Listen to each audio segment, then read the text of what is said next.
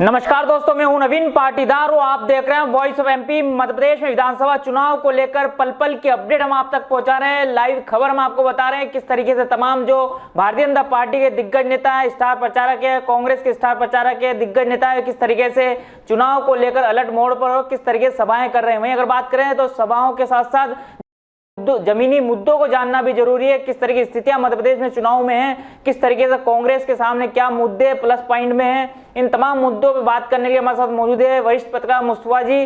वे इस वक्त सीधे कोज्जा में मौजूद है, जहां हम आपको ले चलेंगे किस तरीके से स्थितियां उस गांव की। साथ ही संसदीय क्षेत्र की बात की जाए तो नीमच मंदसौर की किस तरह की स्थितियां, तमाम जो 8 सीटें हैं, 8 सीटों पर किस तरीके से अभी तक की स्थितियां, इस पर बात करने के लिए हमारे साथ मौजूद है वरिष्ठ पत्रकार मुस्तफा जी। किस तरह की स्थिति है इस संसदीय क्षेत्र की?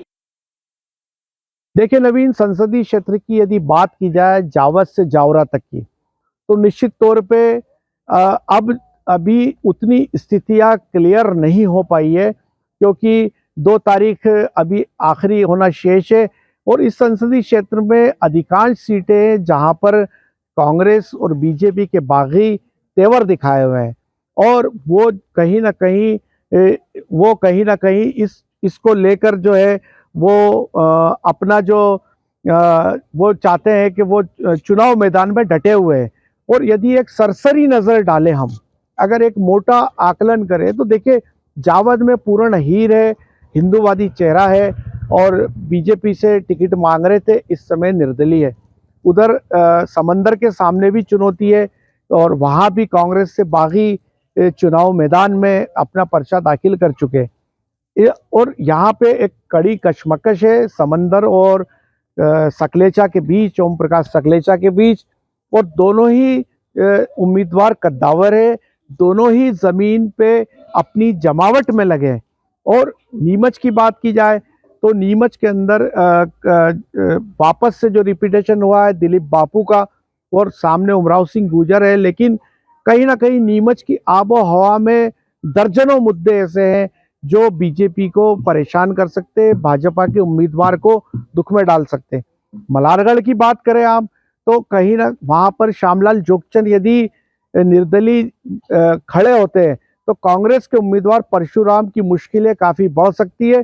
और जमीन पर जगदीश देवड़ा जो बीजेपी के उम्मीदवार है, वो काफी बढ़त लेते हुए दिखाई देंगे यदि श्यामलाल जोगचंद अगर अपना फार्म वहीं नहीं उठाते हैं। तो मनासा के अंदर विजय सिंह मालाएड़ा और कैलाश चावला ने अपना पर्चा डाल ही रखा है।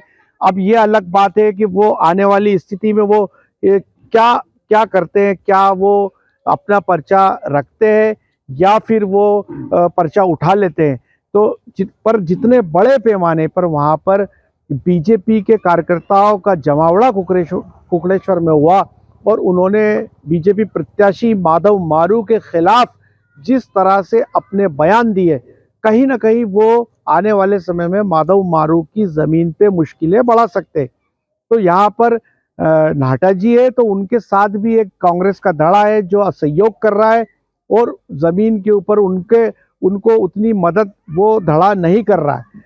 तो कुल मिलाकर के अभी मंदसौर में खासी टक्कर हम देख रहे हैं। यशपाल सिसोदिया एक अच्छे उम्मीदवार माने जा सकते हैं बीजेपी से, और पूरे 5 साल एक्टिव रहते हैं। इसलिए हमने उनके चुनाव प्रचार को देखा कि ज़्यादा उनको बहुत ज़्यादा मेहनत नहीं करनी पड़ रही है। जब वो जा रहे हैं, जैसे और विधानसभा सीट है, जिस तरह नीमच की बात की जाए, तो जिस तरह ओलमा देते हैं लोग कि अब आए हो आप, इस तरह का ओलमा उनको वहाँ नहीं मिल रहा है। और वहाँ विपिन जैन को मैदान में उतार के कांग्रेस ने कारोबारी जमात का कार्ड खेला है, तो और उसका वो फायदा उठाना चाहती, क्योंकि कारोबारी जमात का बड़ा वोट बैंक जो है वो मंदसौर के अंदर है। उधर सुहासरा की बात करें तो हरदीप सिंह डंग बीजेपी के ही लोगों से अंदर खाने दुखी है। बड़ी संख्या में वहाँ बीजेपी कार्यकर्ताओं का रिवोल्ट दिखाई देता है, और वो कहीं ना कहीं हरदीप सिंह डंग को मुश्किल में डालते हुए दिखाई दे रहे, क्योंकि वहाँ से राधेश्याम पाटीदार का बड़ा दावा था, लेकिन पार्टी ने हरदीप सिंह डंग को वापस से टिकट दे दिया। तो राकेश पाटीदार उनके सामने, वैसे राकेश पाटीदार 29,000 वोटों से पिछला उपचुनाव हरदीप सिंह डंग से हारे थे। अभी गरोड़ भानपुरा की बात करें तो वहाँ पर परंपरागत उम्मीदवार कांग्रेस के सुभाष सुजेत्या है, जो पिछली बार बहुत कम वोटों से हारे थे बीजेपी के देवीलाल धाकड़ से, लेकिन इस बार वहाँ पे चंद्र सिंह सिसोदिया को पार्टी ने, बीजेपी ने अपना उम्मीदवार बनाया है, क्योंकि वहाँ पे सोंधियाओं का भी एक बड़ा वोट बैंक है।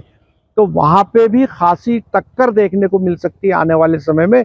और जावरा की यदि बात की जाए तो वहाँ पर बीजेपी और कांग्रेस दोनों ही उम्मीदवार मैदान में उतने मजबूत दिखाई नहीं देते, क्योंकि वहाँ पर के सिंह कालूखेड़ा बीजेपी से तैयारी कर रहे थे, आखिरी वक्त में उनका टिकट कट गया और राजेंद्र पांडे को ही पार्टी ने रिपीट कर दिया। वहीं कांग्रेस से पहले हिम्मत श्रीमाल को मैदान में लाया गया, फिर वीरेंद्र सिंह सोलंकी को लाया गया, लेकिन वहाँ पे इस समय जो सबसे जोर में दिखता है वो है जीवन सिंह शेरपुर, जो खासे उत्साह और दमदारी के साथ इस समय चुनाव मैदान में और निर्दलीय तौर पर वो चुनाव लड़ रहे हैं। जी नवीन। तो ये थे वरिष्ठ पत्रकार मुस्तफा जी, जिनसे हमने जानने की कोशिश करी किस तरीके से 8 सीटों पर किस तरह की स्थितियां बनी हुई, किस तरीके से भारतीय जनता पार्टी और कांग्रेस के लिए कौन से मुद्दे हैं जो चुनौती बन सकते हैं, और खासकर अगर बात करें तो कांग्रेस के लिए बात करें तो क्या प्लस हो सकता है और भारतीय जनता पार्टी की बात करें तो क्या माइनस हो सकता है, किस तरह की अभी तक की स्थितियां इसे जानने की कोशिश की और किस तरीके से माहौल बनता हुआ दिख रहा है, इसे लेकर हमने आपको अपडेट बताया। इस तरह के अपडेट के लिए बने हमारे साथ। जय हिंद, जय भारत।